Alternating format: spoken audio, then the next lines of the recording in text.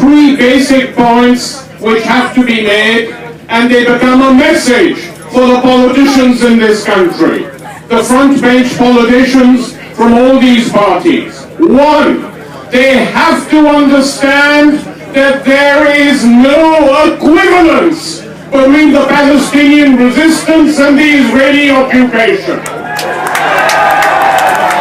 When the country is occupied, whether it was Algeria, whether it was Vietnam, whether it's Iraq, whether it's any other country, always a resistance emerges.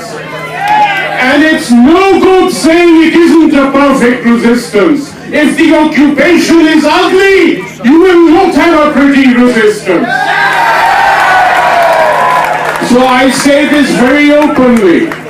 If you want the tunnels to stop being built, if you want no rockets being fired, get out of Gaza.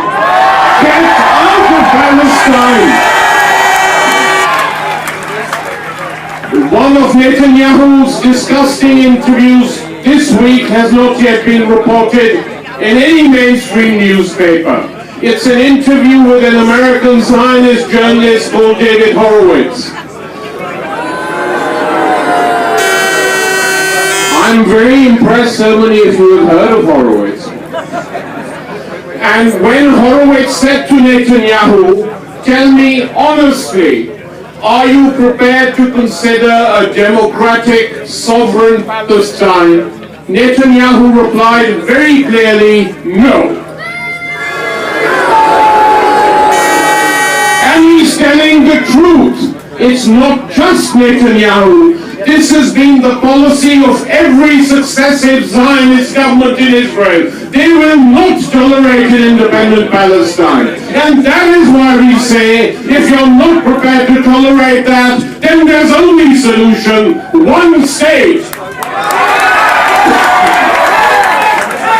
And not a state based on the ethnic superiority of everyone. That's the first point. The second point is that the United States, its House of Representatives and its Senate, voted unanimously to back Israel whatever they do. And this country then calls itself a democracy. I make a plea from this platform. If there are a few Arab billionaires left in the US, and we know that they are, please buy a few senators.